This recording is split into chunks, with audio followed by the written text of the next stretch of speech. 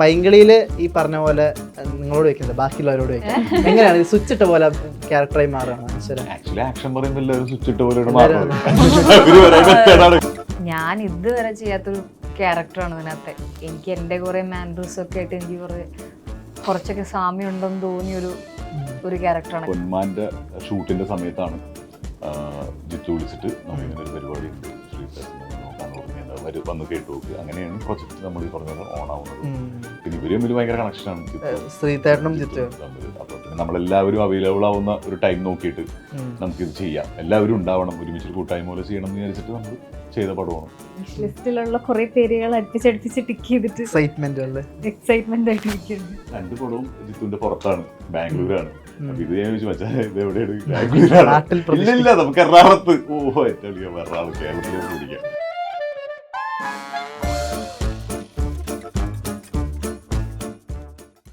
പൈങ്കിളി സിനിമയുടെ വിശേഷങ്ങളുമായി അനശ്വര രാജൻ, സജിൻ ഗോപു, ജിസ്മ, സ്വാഗതം.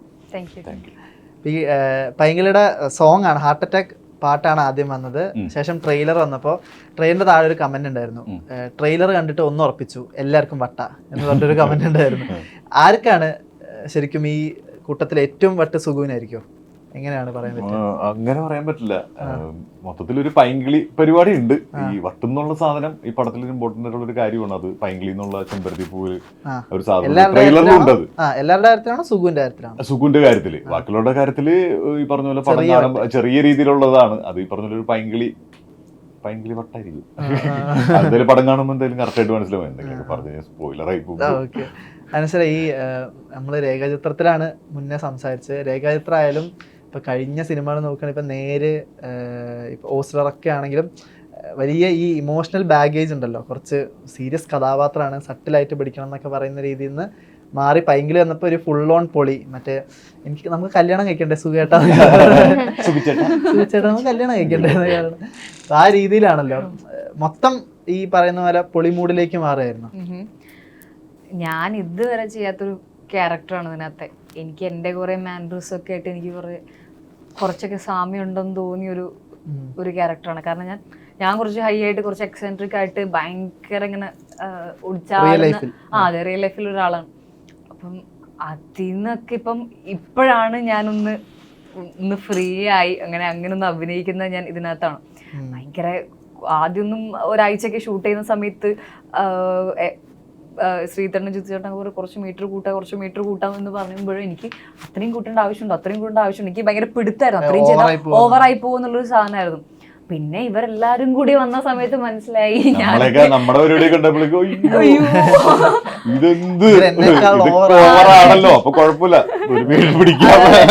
അപ്പൊ ഞാനും ആ മീറ്ററിലേക്ക് അങ്ങ് കയറി കുറച്ചൊന്ന് ഹൈ ആയിട്ട് അങ്ങനെ ഒന്ന് ഫ്രീ ആയിട്ടിരുന്ന് പെർഫോം ചെയ്യുന്നത് മേ ബി ഞാൻ ആദ്യമായിട്ടായിരിക്കും. ജിസ്മയ്ക്ക് എങ്ങനെ ഈ പറഞ്ഞ പോലെ മീറ്റർ ഇപ്പോ ഇൻസ്റ്റഗ്രാമിൽ കണ്ടന്റ് ചെയ്യുന്നതിൽ നിന്നും ഓവറാണോ പൈങ്കിളി, അതോ അതിനേക്കാൾ സട്ടിലാണോ പൈങ്കിളി? അത് വെച്ച് കമ്പയർ ചെയ്യുമ്പോൾ കുറവാണ്. അത് നമ്മൾ കുഞ്ഞു സ്ക്രീനിലല്ലേ കാണുന്നത്. നമ്മൾ ഹൈ ആയിട്ട് പെർഫോം ചെയ്താലേ ആൾക്കാർക്ക് അത് എന്തെങ്കിലും കിട്ടുള്ളൂ. ഭയങ്കര സട്ടിൽ പെർഫോമൻസ് ഭയങ്കര കൊച്ചു സ്ക്രീനിൽ കാണുന്നോണ്ടേ നമ്മൾ ഉദ്ദേശിക്കുന്നത് ആൾക്കാരിലേക്ക് എത്തണമെങ്കിൽ കുറച്ച് ഹൈ പെർഫോമൻസ് വേണം. പക്ഷെ ഇവിടേക്ക് വരുമ്പം അത് ഞാൻ വിചാരിച്ചത് ഭയങ്കര സട്ടിലായിരിക്കും വേണ്ടത്. ചേട്ടൻ ആദ്യമേ പറഞ്ഞു നമ്മൾ നല്ല ഹൈ പെർഫോമൻസ് ആണ് ഉദ്ദേശിക്കുന്നത്. കഥ പറഞ്ഞപ്പോൾ തന്നെ പറഞ്ഞു. അപ്പോൾ എനിക്കത് വലിയൊരു നമ്മൾ യൂഷ്വലി ചെയ്തുകൊണ്ടിരിക്കുന്ന ഒരു കാര്യമായതുകൊണ്ട് ഭീകര ബുദ്ധിമുട്ടായിട്ട് ഫീൽ ചെയ്തില്ല. ജിസ്മ ഇപ്പോൾ റീല് തുടങ്ങിയ മുതൽ ഇപ്പോൾ ഹിറ്റടിക്കാൻ തുടങ്ങിയൊക്കെ ശേഷം സിനിമയിൽ നിന്നുള്ള കോൾസ് ഒക്കെ വന്നിട്ടുണ്ടാവുമല്ലോ. ഇതിനേക്കാൾ എത്രാമത്തെ കോളായിരിക്കും ഇപ്പൊ പൈങ്കിളി പറയാൻ പറ്റുമോ? വിരലിൽ എണ്ണാവുന്നതിനും കൂടുതൽ. അങ്ങനെയൊന്നും പറയാൻ പറ്റില്ല. എന്നാലും വന്നിട്ടുണ്ട് അത്യാവശ്യം. ഇത് കുറച്ചും കൂടി രസകരമായിട്ട് തോന്നിയതുകൊണ്ട്.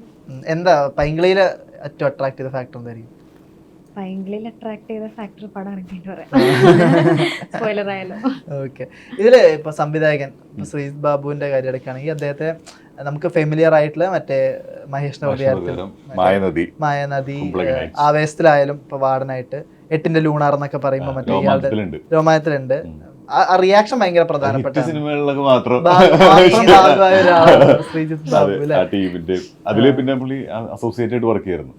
രോമാഞ്ചത്തിലും അതിലല്ല ഗപ്പി സിനിമയൊക്കെ തൊട്ട് ജിത്തുമായിട്ട് പരിചയമുണ്ട്. അതിന് മുന്നേ നീലാശം പച്ചക്കടലിലൊക്കെ വർക്ക് ചെയ്തിട്ടുണ്ട് ഡയറക്ഷൻ ടീമിൽ. ഒരുപാട് അത്യാവശ്യം സീനിയറാണ്.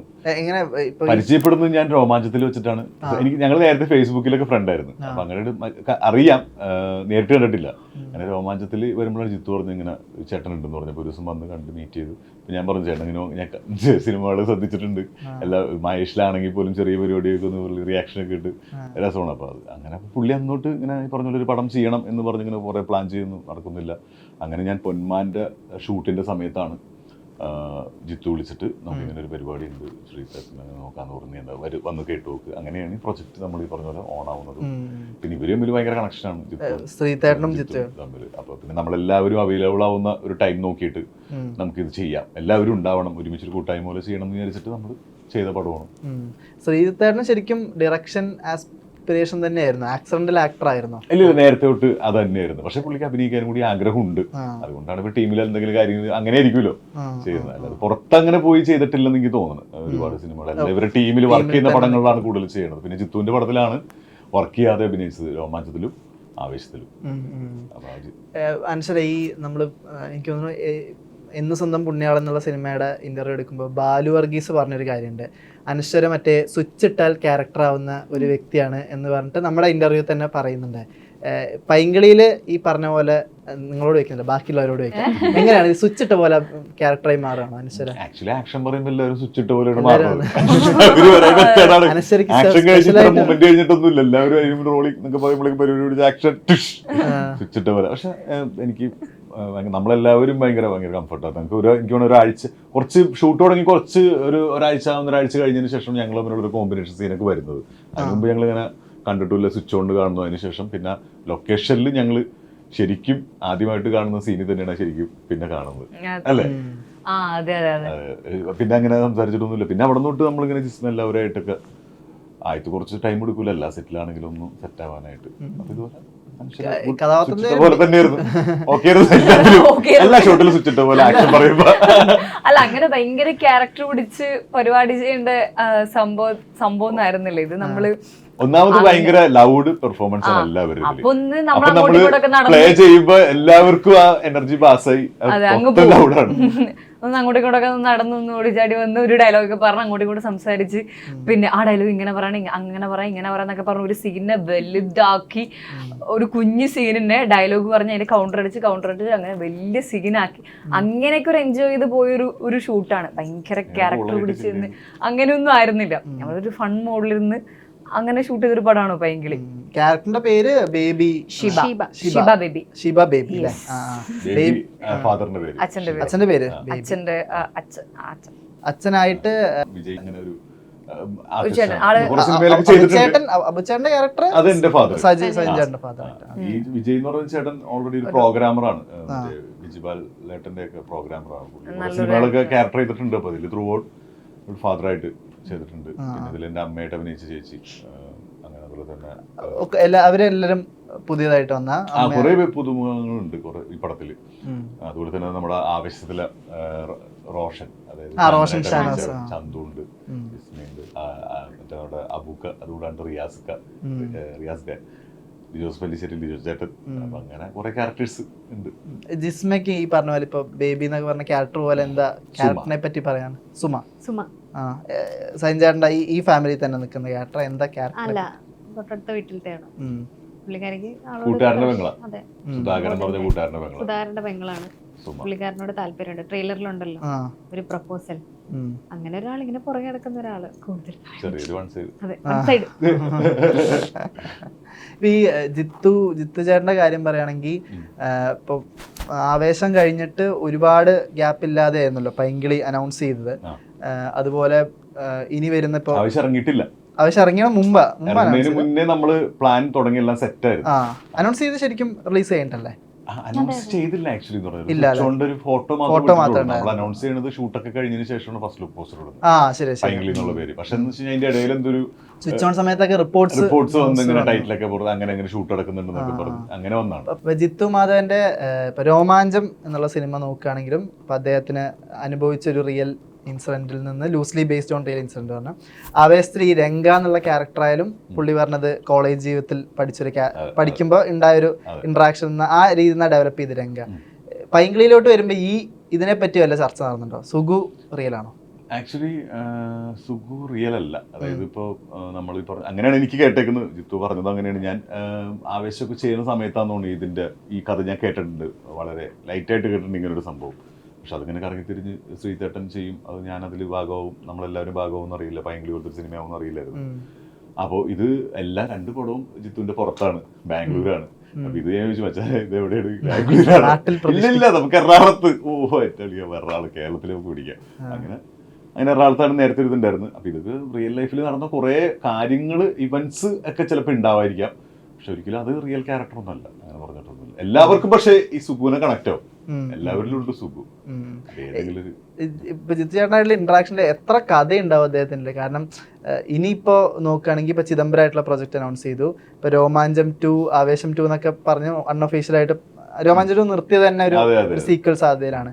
ബാക്ക് ടു ബാക്ക് പ്രൊജക്ടുകളാണല്ലോ. എത്ര കഥ ഉണ്ടാവും അദ്ദേഹത്തിന്റെ? എനിക്ക് തോന്നുന്നത് ആക്ച്വലി നമ്മളിപ്പോൾ പറഞ്ഞത് ജിത്തു ആണെങ്കിൽ ആരാണ് ഫിലിം മേക്കിംഗ് ഈ ഡയറക്ഷൻ പരിപാടിയിലോട്ട് വരുമ്പോൾ ഇപ്പോൾ AD ആയിട്ട് വർക്ക് ചെയ്യുന്ന കാലം തൊട്ട്, അത് ആഗ്രഹിക്കുന്ന കാലം തൊട്ട് ഇവരുടെ മനസ്സിൽ സ്വന്തമായിട്ട് എഴുതുന്ന ആളുകളാണെങ്കിലും ഡയറക്റ്റ് ചെയ്യുന്ന ആൾക്കാരാണെങ്കിലും, ഇപ്പോൾ സ്വന്തമായിട്ട് എഴുതി ഡയറക്റ്റ് ചെയ്യുന്ന ആളാണെങ്കിൽ അവരിങ്ങനെ പ്ലാൻ ചെയ്യുന്ന സമയം തൊട്ട് ഇങ്ങനത്തെ സബ്ജക്റ്റ്, ഇങ്ങനത്തെ ഒരു പരിപാടി എന്നൊക്കെ പറഞ്ഞ് ഇങ്ങനെ കുറേ ഉണ്ടാവും. ഇങ്ങനെ വർക്ക് ചെയ്യുന്ന സമയത്തൊക്കെ എന്തെങ്കിലുമൊക്കെ ചെയ്യാമെന്ന് പറഞ്ഞ്. അപ്പം അങ്ങനെയൊക്കെ ലൈനപ്പിൽ ജിത്തുൻ്റെ ഒരു അത്യാവശ്യം സാധനങ്ങൾ ഉണ്ടെന്നുള്ളതാണ് ഞാനും എൻ്റെ അറിവും ഞാൻ കേട്ടേക്കുന്നത്. അതൊക്കെ സിനിമയാവട്ടെ, അതിൻ്റെയൊക്കെ ഭാഗമാകാൻ പറ്റട്ടെ, എല്ലാം ഹിറ്റടിക്കട്ടെ, എല്ലാവർക്കും അങ്ങനെ ചെയ്യാൻ പറ്റട്ടെ. അപ്പൊ അത് അങ്ങനെ തന്നെ ആയിരിക്കും, എല്ലാവർക്കും അങ്ങനെയൊക്കെ ഉണ്ടാവും. ചിലപ്പോൾ ഞാൻ പണ്ടൊക്കെ ഇങ്ങനെ കേട്ടിട്ടുണ്ട്, ഒരു പടം ചെയ്യാറുമ്പോൾ ഒരു 3 സ്ക്രിപ്റ്റൊക്കെ ആയിട്ടൊക്കെ ഇറങ്ങണം, ഏതെങ്കിലും ഒരെണ്ണം വർക്കൗട്ട് അങ്ങനെയൊക്കെ പണ്ട് ഞാൻ കേട്ടിട്ടുണ്ട്. ഒരു അങ്ങനെ ഒരാളിറങ്ങുമ്പോൾ അങ്ങനെ കേട്ടിട്ടുണ്ട്. ഓക്കെ.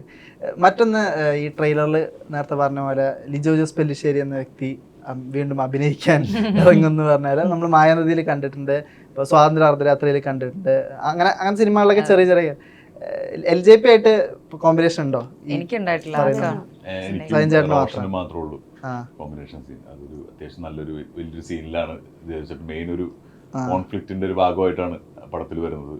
അദ്ദേഹത്തിന് ഈ പറഞ്ഞ ചെയ്ത് ഒരുപാട് ഭയങ്കര നല്ല രീതിയിൽ ഇൻവൈറ്റ് ചെയ്ത് കുറച്ച് പുറകെ നടന്നതിൽ ജോജേട്ടൻ പോലും അഭിനയിക്കാൻ ഇൻട്രസ്റ്റഡ് ആയിട്ടുള്ള ആളാണ്. ജോജേട്ടൻ ഓൾറെഡി ചെയ്തിട്ടുണ്ട്. ഇപ്പൊ എന്താണെന്നറിയില്ല, പുള്ളി ഇപ്പോൾ വേറെ കുറെ കാര്യങ്ങളൊക്കെ ആയിട്ട് തിരക്കും, ഫോക്കസ്, ഡയറക്ഷൻ അങ്ങനെയൊക്കെ പോയിക്കൊണ്ടിരിക്കുന്നതായിരുന്നു. അപ്പൊ ടിനിച്ചേട്ടൻ ഒരുപാട് ഹെൽപ്പ് ചെയ്തിട്ടുണ്ട്, ടിനു പാപ്പച്ചൻ. അപ്പോൾ ടിനിച്ചേട്ടൻ സംസാരിച്ച് അങ്ങനെ ഇൻവൈറ്റ് ചെയ്ത് സംസാരിച്ച് അങ്ങനെ ലിജോ ചേട്ടൻ വരുന്നു, ചെയ്യുന്നു, ഞങ്ങൾ ഹാപ്പി എല്ലാം കൊണ്ട്. അടിപൊളിയാണ്. എനിക്ക് ലിജോ ചേട്ടൻ്റെ ഡയറക്ഷൻ ചെയ്ത പടത്തിൽ അഭിനയിക്കാൻ പറ്റി, ഷെയർ ചെയ്യാൻ പറ്റി അഭിനയിക്കുമ്പോഴും. ആക്ടർ എന്നുള്ള രീതിയിലും ലിജോ ചേട്ടനൊപ്പം എനിക്ക് ഇതാണോ കുറച്ചുകൂടെ എളുപ്പം? കൂടെ അഭിനയിക്കുന്നതാണോ കുറച്ചുകൂടെ എളുപ്പം? എനിക്ക് ലിജോ ചേട്ടൻ്റെ എല്ലാം ഒരേപോലെയാണ്. ഡയറക്ഷൻ ചെയ്യുമ്പോഴും എല്ലാം ഒരുമിച്ച് സ്ക്രീൻ ചെയ്യുമ്പോഴൊക്കെ എനിക്ക് ഒരേപോലെയാണ്. അതിൽ വ്യത്യാസമൊന്നുമില്ല, നമ്മൾ ആ രീതിയിൽ തന്നെ. ഡാൻസിന്റെ സാധ്യതകളും കൂടി ഉണ്ടല്ലോ. പൈങ്കിളി 2 പാട്ടിലും ഭയങ്കര തകർപ്പൻ ഡാൻസ് ആണല്ലോ. ഇപ്പോൾ ബേബി സോങ്ങിൽ ഇന്നലെ ഇറങ്ങിയാലും എല്ലാവർക്കും ഡാൻസ് കോറിയോഗ്രാഫി ഉണ്ട്. ഡാൻസിൽ എങ്ങനെയാണ് സജിൻ ഗോപുവിന്റെ ഡാൻസ്? ടോവിനൊക്കെ തല്ലുമാലയിൽ പറഞ്ഞിട്ടുണ്ടല്ലോ, ഡാൻസ് കംഫർട്ടബിൾ അല്ല, പക്ഷെ ചെയ്യാൻ ബാധ്യസ്ഥരാണല്ലോ നമ്മൾ എന്നുള്ളത്. എനിക്ക് ഡാൻസ് കളിക്കാനൊക്കെ ഭയങ്കര താല്പര്യമുള്ളതാണ്. നമ്മൾ ഈ പറഞ്ഞ പോലെ എല്ലാം ഫ്രീ സ്റ്റൈലായിരുന്നു എന്നുള്ളൂ, ഒരു കൊറിയോഗ്രാഫി ചെയ്തിട്ടൊന്നും അങ്ങനെ കളിച്ചിട്ടൊന്നുമില്ല. പക്ഷെ പ്രമോല് കൊറിയോഗ്രാഫി ചെയ്ത പ്രമോൽ എങ്ങനെയാണ് ഞാൻ അതിലോട്ടാ വരുന്നത്. അതിന് തൊട്ട് മുന്നേ എന്ന് വെച്ച് കഴിഞ്ഞാൽ രോമാഞ്ചത്തിലാണെങ്കിലും സിനിമകളിൽ ഞാൻ ഫ്രീ സ്റ്റൈലാണ്. ഇപ്പോൾ വെറുതെ നമ്മൾ തുള്ളുന്നു, മറ്റേ സാധനം രോമാഞ്ചം, ആവേശത്തിലും അങ്ങനെയൊക്കെ തന്നെ. അപ്പൊ എനിക്ക് കൊറിയോഗ്രാഫി ചെയ്ത് കളിക്കണം എന്ന് ഭയങ്കര ആഗ്രഹം ഉണ്ടായിരുന്നു. അപ്പൊ ഞാൻ ഈ അടുത്തൊരു കുറച്ച് ഒരു 2-3 ആഴ്ച മുന്നേ ചോദിച്ചാൽ ഒരു സെറ്റൊക്കെ ഇട്ടിട്ട് തമിഴ് പടത്തിലേക്ക് പോലത്തെ അങ്ങനെ സെറ്റൊക്കെ ഇട്ടിട്ട് അങ്ങനെ ഒരു പരിപാടി, ഡാൻസ് അങ്ങനെയൊക്കെ കളിച്ചാൽ കൊള്ളാന്നുണ്ടെങ്കിൽ ഒരു പടത്തിലേക്ക് ഒരുക്കും എന്ന് പറഞ്ഞപ്പോൾ 2 ദിവസം കഴിയുമ്പോൾ ചിത്തു വിളിച്ചിട്ട് നമുക്ക് പ്രൊമോ സോങ് ചെയ്യാം, നമുക്ക് ഡാൻസ് ആയിട്ട് പിടിക്കാന്നൊക്കെ പറഞ്ഞിട്ട് അങ്ങനെ ചെയ്യണം. അതിന് മുന്നേ ഞാൻ ഇപ്പോൾ ഒരു രതീഷ് ബാലകൃഷ്ണ പൊതുവാളുടെ പടത്തിൽ ചാക്കോച്ചൻ ചേനോട് ഒരു ദുരൂഹ സാഹചര്യത്തിൽ എന്ന് പറയുമ്പോൾ അതിന് ഷൂട്ട് കഴിഞ്ഞ് വന്നു, അതില് ആണ് ഡാൻസ് ഉണ്ട്. അപ്പൊ അത് ഞാൻ ചെയ്ത് കഴിഞ്ഞിട്ട് ഇവിടെ വരുമ്പോഴേക്കും എനിക്ക് കുറച്ചും കൂടി ഐഡിയ കിട്ടി, ചെയ്യാൻ പറ്റി. നമ്മളിങ്ങനെ എല്ലാവരും റിഹേഴ്സലും കാര്യങ്ങളൊക്കെ ചെയ്തിട്ട് തന്നെയാണ് പ്രോപ്പറായിട്ട് കളിച്ചത്. പവർഫുൾ പരിപാടി ആയിരിക്കണം. ജിത്തു ആണ് അത് ചെയ്തത്. ഈ സോങ് ഡയറക്റ്റ് ജിത്തു ആണ്. അത് നേരത്തെ പ്ലാൻ ശ്രീധരൻ്റെ അടുത്ത് നമ്മുടെ അടുത്ത് ഞാനത് ഞാൻ ചെയ്യാം പുള്ളി തന്നെയാണ് ഇത് ഏറ്റെടുത്തത് ചെയ്ത്. ഇവിടെ ഡാൻസ് മുമ്പ് റീലിൽ പരിചയം ഉണ്ടല്ലോ, ഡാൻസ് കളിച്ചിട്ട്?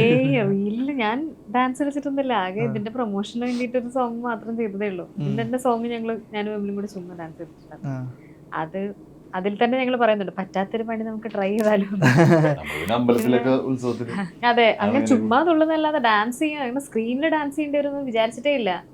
അപ്പോ സസ്പെൻസ് ആയിട്ടാണ് അതിങ്ങനെ പെട്ടെന്ന് ചിത്രചേട്ടൻ വിളിച്ചിട്ടൊരു സോങ് കേൾപ്പിക്കാമെന്ന് പറഞ്ഞിട്ട് അപ്പം ഞങ്ങൾ ചെന്നപ്പോൾ പാട്ട് കേൾപ്പിച്ച് ഭയങ്കര രസമുണ്ട്. അപ്പോഴാണ് ചിത്രചേട്ടൻ പറയുന്നത് ഇത് ഇങ്ങനെയാണ് ഇതിൻ്റെ പരിപാടികൾ നമ്മൾ പ്ലാൻ ചെയ്യുന്നത്, അപ്പം ഡാൻസാണ്, പിന്നെ ഒന്നും ഇല്ല, ചെയ്യാം, നമ്മുടെ ജോലിയല്ലേ, ചെയ്യാന്ന് പറഞ്ഞു. അങ്ങനെ ട്രൈ ചെയ്തു. അനുസരിക്ക് ഈ പടത്തിലെ ഡാൻസിനെക്കാട്ടിലും ഈ ഇടയ്ക്ക് സ്റ്റേജിൽ ഡാൻസ് കളിച്ചാണ് കൂടുതൽ മറ്റേ വൈറലായത് അല്ലേ? കൊറിയോഗ്രാഫ്ഡ് അല്ലാത്ത വെറുതെ പിള്ളേരോട് അങ്ങനെ വെറുതെ ഇരുന്ന് തുള്ളാൻ എനിക്ക് കുഴപ്പമൊന്നുമില്ല. കൊറിയോഗ്രാഫ്ഡ് സാധനം വരുമ്പോ ഒന്ന് ടെൻഷൻ കോൺഫിഡന്റ് അല്ല, പക്ഷെ ചെയ്യാൻ പറഞ്ഞാൽ അങ്ങ് ചെയ്യും, അത്രേ ഉള്ളൂ. ഈ പൈങ്കിളിയുടെ ഒരു ജോൺ സ്പെസിഫിക് ആയിട്ട് ഇപ്പൊ ഒരു സ്പൂഫ് കോമഡി എന്നൊക്കെ ശരിക്കും വിളിക്കാവുന്ന ചെറിയൊരു ലെയർ ഒക്കെ നമ്മൾ ഈ പറഞ്ഞ പോലെ പണ്ട് കണ്ട് നമ്മുടെ മലയാള സിനിമയിൽ തന്നെ കണ്ട് ചിരിച്ച് മറന്നു കുറെ സിനിമകളൊക്കെ ഉണ്ടല്ലോ, നമുക്ക് ഭയങ്കര ഇപ്പോഴും കാണുമ്പോൾ റിപ്പീറ്റ് വാച്ച് വരുന്ന സിനിമകൾ, സീനിയർ ആയിട്ടുള്ള ലെജൻഡ് ആക്ടേഴ്സ് ഒക്കെ ചെയ്തു വെച്ചേക്കുന്ന സാധനങ്ങൾ. അതിലേക്ക് ചില സിനിമകളിലെ ചില സീനുകളൊക്കെ നമുക്ക് ഇവിടുത്തെ പൈങ്കിളി കാണുമ്പോൾ നമുക്ക് ഇങ്ങനെയൊക്കെ നമ്മൾ പണ്ട് ഇങ്ങനത്തെ സിനിമകളൊക്കെ കണ്ടിട്ടുണ്ടല്ലോ, ഇങ്ങനത്തെ സെയിം സിറ്റുവേഷനൊക്കെ വന്നിട്ടുണ്ടല്ലോ, അതേ രീതിയിലുള്ള പ്ലേ ഒക്കെ. അപ്പൊ അങ്ങനെ ചെറിയൊരു ലെയർ സ്പൂഫ് സ്വഭാവം കൂടി ഈ സിനിമയ്ക്ക് ഉണ്ട് പൈങ്കിളിക്ക്. നമ്മൾ റിയൽ ആയിട്ട് നമ്മൾ സംസാരിക്കുമ്പോൾ നമ്മളിപ്പോ സിനിമകളിൽ യൂസ് ചെയ്ത ഡയലോഗൊക്കെ പറയൂലേ, പല ഭയങ്കര ഹിറ്റ് സാധനങ്ങളൊക്കെ. അപ്പൊ അങ്ങനെയൊക്കെ പറയുന്ന പോലെ ഈ സിനിമയിൽ അങ്ങനെ യൂസ് ചെയ്തിട്ടുണ്ട്, പല സിനിമകളിലെ ക്രിഞ്ച് ഡയലോഗുകൾ യൂസ് ചെയ്തിട്ടുണ്ട്. അല്ലാതെ അതൊക്കെ ഭയങ്കര ഇതായിട്ട് അങ്ങനത്തെ ഒരു ഇതുണ്ട്, സ്പൂഫ് പരിപാടി ചെറുതായിട്ടുണ്ട്, അങ്ങനത്തെ ഒരു വൈബാണ്. ഫണ്ണാണ്, എന്റർടൈനറാണ്, മൊത്തത്തിൽ എല്ലാവർക്കും കാണാൻ പറ്റിയൊരു പടമാണ്. ഭയങ്കര കൊമേഴ്ഷ്യലി കളർഫുൾ ആയിട്ടുള്ള ലൗഡ് പെർഫോമൻസ് ഒക്കെ ഉള്ള സ്ലാപ്സ്റ്റിക് ആയിട്ടൊക്കെ ഉള്ള ഒരു റൊമാൻസ് കോമഡി. റൊമാൻസ് മാത്രമല്ല, എല്ലാ ചേരുവയും കൂടി ചേർന്നിട്ട് എല്ലാ ഇവന്റ്സ് ഒക്കെ ഉള്ള നിർമ്മാണത്തിലേക്ക് വരുമ്പോഴും Fahadh Faasil and friends co produce ചെയ്ത് ജിത്തു മാധവൻ, 2 നിർമ്മാണ കമ്പനികളാണ്. Urban animal. ഫഹദ് അഭിനയിക്കാത്ത സിനിമ പ്രൊഡ്യൂസ് ചെയ്തപ്പോൾ ഭാവന സ്റ്റുഡിയോസിന്റെ ബാനറിൽ പ്രേമലോ ഒക്കെ പ്രൊഡ്യൂസ് ചെയ്യുന്നുണ്ട്. ഇതിൽ ഫഹദ് ആസ് എ പ്രൊഡ്യൂസർ ഉണ്ട് എന്നൊരു ഫീല് നിങ്ങൾക്ക് ഉണ്ടായിരുന്നോ? ശരിക്കും ഇപ്പൊ സെറ്റിൽ വിസിറ്റ് അങ്ങനെ എന്തെങ്കിലും പരിപാടി ഉണ്ടായിരുന്നു, നിങ്ങൾക്ക് അങ്ങനെ ഒരു ഫീലിംഗ് ഉണ്ടായിരുന്നോ? അല്ല, ഞാനിതിൽ ഇന്നായി കഴിഞ്ഞതിന് ശേഷമാണ് ഈ പറഞ്ഞ പ്രൊഡക്ഷൻ ഫസ്റ്റ് ഈ പ്രൊജക്ട് ഉണ്ടാവുമ്പോൾ തന്നെ എന്നോട് നമ്മളൊക്കെ എടുത്ത് ഷെയർ ചെയ്തതിനു ശേഷം അതിനുശേഷമാണ് നമ്മൾ ഈ പറഞ്ഞ പോലെ ഒരു പ്രൊഡക്ഷൻ എന്നുള്ള പരിപാടിയിലും ഫാദുക്കൊക്കെ ഇതിലേക്ക് ഇന്നാവുന്നതും. അപ്പൊ അതുകൊണ്ട് എനിക്ക് ഇവർക്കായിരിക്കും അതിന്റെ കറക്റ്റ് ആൻസർ പറയാൻ പറ്റുന്നതെന്നാണ്. ഞാൻ ഓൾറെഡി നമ്മൾ ആവശ്യം കഴിഞ്ഞ് വർക്ക് ചെയ്തതിനു ശേഷമാണ് ഇവിടെ വരുമ്പോഴാണ് ഞാൻ പറഞ്ഞില്ല നേരത്തെ അങ്ങനെ പ്രൊജക്ട് ഓൺ ആവുന്നത്. പിന്നെ സെറ്റിൽ എന്താന്ന് വെച്ച് കഴിഞ്ഞാൽ ഫാദുക്ക് പൂജയ്ക്ക് വന്നിട്ടുണ്ടായിരുന്നു, തിരക്കായിരുന്നു, പിന്നെ സെറ്റില് കണ്ടിട്ടില്ല. പിന്നെ ഈ പറഞ്ഞ പോലെ ഇടയ്ക്ക് പോയി മീറ്റ് ചെയ്യുന്നല്ലാതെ റിലീസിന് കാണാൻ പറ്റുമെന്ന് വിചാരിക്കുന്നു. ജിസ്മ ആദ്യം വിളിക്കുമ്പോഴൊക്കെ ജിത്തു ചേട്ടൻ വിളിക്കുമ്പോ പറഞ്ഞിരുന്നു ഈ ഫഹദ് കോ പ്രൊഡക്ഷൻ എന്നുള്ള രീതിയിൽ ഫഹദ് ഫാസിൽ ആൻഡ് ഫ്രണ്ട്സിന്റെ പ്രൊഡക്ഷനിലാണ് വരുന്നത് എന്ന് പറഞ്ഞിരുന്നു. അങ്ങനെ കുറെ റീസൺസ് ഉണ്ട്. ജിത്തു ചേട്ടൻ, സുജിത് ചേട്ടൻ, അനശ്വര, സജിൻ ചേട്ടൻ, അങ്ങനെ അതൊക്കെ ഒരു റീസൺ ആണ് ഈ സിനിമ ചെയ്യാമെന്ന് തോന്നാൻ വേണ്ടിയിട്ട്. ഭയങ്കര പ്രോമിസിംഗ് ആയിട്ടുള്ള പേരുകളല്ലേ. ഈ പറഞ്ഞ പോലെ ഞാൻ കുറെ സ്ഥലത്ത് പറഞ്ഞു ഓൾറെഡി, വിഷ് ലിസ്റ്റിലുള്ള കുറെ പേരുകൾ അടുപ്പിച്ചടുപ്പിച്ച് ടിക്ക് ചെയ്തിട്ട് എക്സൈറ്റ്മെന്റ് ആയിട്ട് ഇരിക്കുകയാണ്. ഈ രേഖാചിത്രം ഇപ്പോൾ ഈ വർഷം ഇറങ്ങിയ ചിത്രത്തിൽ ഏക ഹിറ്റ് എന്ന് പറയുന്നത് രേഖാചിത്രം എന്നുള്ള രീതിയിൽ ഇപ്പോൾ പൊന്മാനും ഇതിൻ്റെ ഒന്നും റിപ്പോർട്ട്സ് വന്നില്ല, അതിന് മുമ്പ് ജാനുവരിൻ്റെ മാസത്തിലെ കാര്യമാണ്. രേഖാചിത്രമായിരുന്നു ഏക ഹിറ്റ് എന്ന് പറയുന്നൊരു സംഗതി. രേഖാചിത്രം തന്നെ ഭയങ്കര ഒരു പ്രൊട്ടാഗണിസ്റ്റ് ക്യാരക്ടർ പോലെ തന്നെ ഒരു ടൈറ്റിലർ ക്യാരക്ടർ തന്നെ സെലിബ്രേറ്റ് ചെയ്ത് തരും. രേഖാചിത്രത്തിൻ്റെ ഒരു വിജയമൊക്കെ ഇനിയുള്ള സിനിമകൾ പിക്ക് ചെയ്യാനൊക്കെ ഏതെങ്കിലും രീതിയിൽ ഫാക്ടർ ആവുന്നുണ്ടോ? അത് ഇൻഫ്ലുവൻസ് ചെയ്യുന്നുണ്ടോ രേഖാചിത്രത്തിൻ്റെ ഒരു ഭയങ്കര വിജയം? അങ്ങനെയില്ല, എനിക്കൊരു പോയിന്റ് മുതൽ എനിക്ക് നല്ല സിനിമകൾ ചെയ്യണമെന്നേ ഉള്ളൂ. അതിപ്പോൾ ഒരു സിനിമ റെസ്പോൺസ് എങ്ങനെയായാലും നമ്മൾ ചൂസ് ചെയ്യുമ്പോൾ ദ ബെസ്റ്റ് എന്ന രീതിയിൽ എന്നേ ചൂസ് ചെയ്യുന്നുള്ളൂ. രേഖാത്ര ഹിറ്റായതിൽ ഒരുപാട് സന്തോഷമുണ്ട്. ഇപ്പം മേ ബി അത് കണ്ടിട്ട് അതുപോലത്തെ ഒരു ക്യാരക്ടർ അല്ലെങ്കിൽ അങ്ങനെയുള്ള ക്യാരക്ടർ എനിക്ക് പ്ലേ ചെയ്യാൻ പറ്റുമെന്ന് ഒരു ഡയറക്ടർക്ക് ഒരു റൈറ്റർക്കൊക്കെ തോന്നുമെങ്കിൽ അതിൽ സന്തോഷം. അല്ലാതെ എനിക്കിപ്പം അതിൻ്റെ ഒരു വിജയം എന്നെ മുന്നോട്ടുള്ള എൻ്റെ സിനിമ സ്ക്രിപ്റ്റ് ചൂസ് ചെയ്യുന്നതിനകത്ത് ഇൻഫ്ലുവൻസ് ചെയ്യുന്ന വെച്ചാൽ അങ്ങനെയില്ല. നല്ല സിനിമകൾ മാത്രമേ ഞാൻ ഭാഗമാവണമെന്ന് ആഗ്രഹിക്കുന്നുള്ളൂ. അപ്പോൾ ഒരുപാട് സന്തോഷം. അപ്പോൾ തുടർച്ചയായിട്ട് പൈങ്കിളിയും ഹിറ്റാവട്ടെ, പൊന്മാൻ വിജയിച്ച പോലെ രേഖാചിത്രം ജനങ്ങളെ ഏറ്റെടുത്ത പോലെ ഇവിടെ തുടക്കം തന്നെ ഗംഭീരാവട്ടെ. എല്ലാവിധ ആശംസകളും. Thank you so much.